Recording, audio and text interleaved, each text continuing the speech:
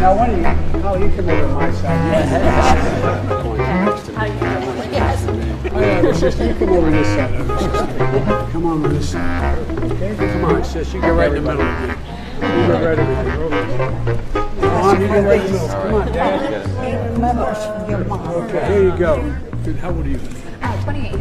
28. God, I love you. 26. 26. You look like you. I thought they were still in school.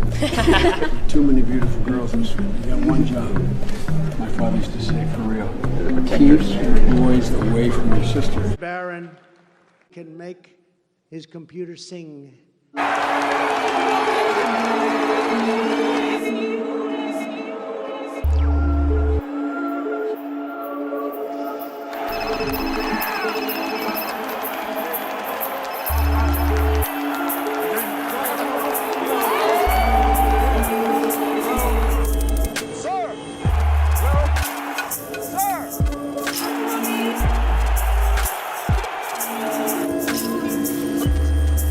Because the Bush administration tricked him. I made a mistake. I said it 14 years ago. I trusted George Bush to keep his word. He said he was not going to go into Iraq.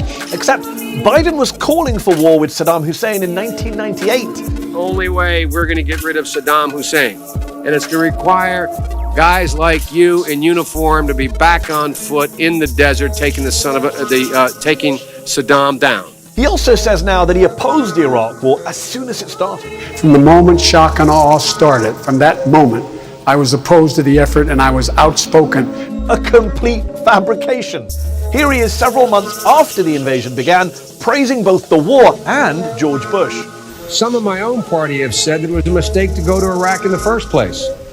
But the cost of not acting against Saddam, I think, would have been much greater.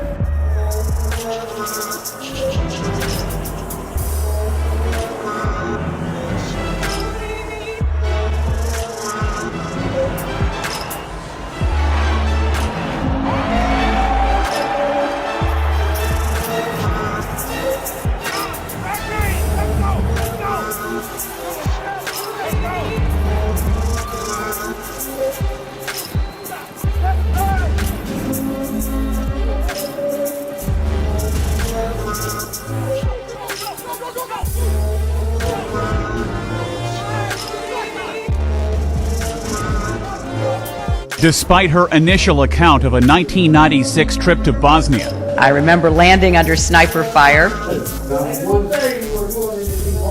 said I set up my son to work in an oil company. Isn't that what you said?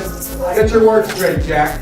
That's what I hear on MSNBC. You don't hear that in MSNBC. Joe Biden at the top of the hour, who is defending his son Hunter's work on the board of Burisma in a recent interview with Axios. Let's take a look.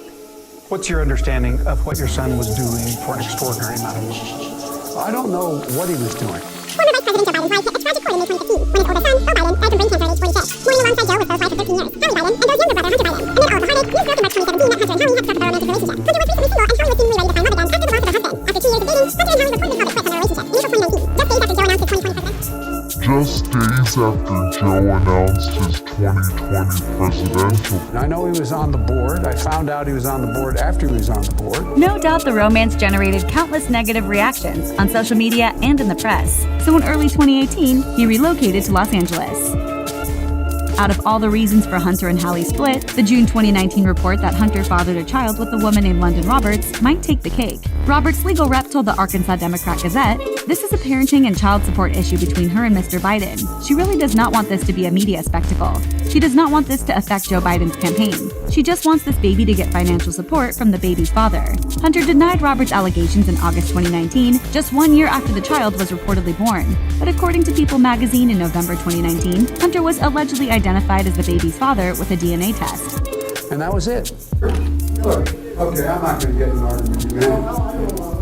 Well, yeah, you do, but look, Pat, look, here's the deal.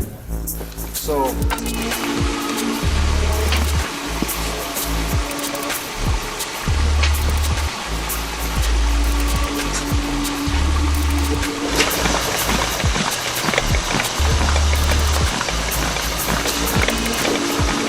during the 90s, and then on through the last 8 years. I think that there was and has been.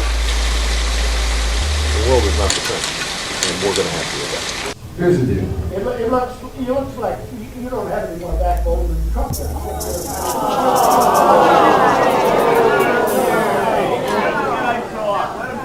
Any other questions? This newly released video debunks Hillary Clinton's recollection of a would-be dangerous encounter as First Lady. There was supposed to be some kind of a greeting ceremony at the airport, but instead we just ran with our heads down to get into the vehicles. That was last week. Now, confronted with new evidence, the New York senator is backpedaling. You know, I made a mistake in describing it. I have said many times, I have talked about this many times, that we were, you know, very much told by the Secret Service and the military that we were going into a war zone. Clinton's campaign rival, Barack Obama, is blasting the remarks, saying they are all part of a pattern in which Clinton tries to exaggerate her role in policymaking during her husband's administration. You know, gosh, lighten up, guys. I mean, obviously, come on. I say millions of words every week, and there's a lot more, room for error when you're talking as much as I'm talking. That is why I come here today, because I refuse to stand by and let our children become part of the first generation of Americans to do worse than their parents. I don't want my child or your children to grow up in a country that is coming apart instead of coming together. Over 25 years ago, I had a professor at Georgetown who taught me that America was the greatest country in human history because at critical times we had always believed in two simple ideas. One, that the future can be better than the present. And two, that each and every one of us has a personal moral responsibility to make it so. The great story here, for anybody willing to find it and write about it and explain it, is this vast right-wing conspiracy that has been conspiring against my husband since the day he announced for president.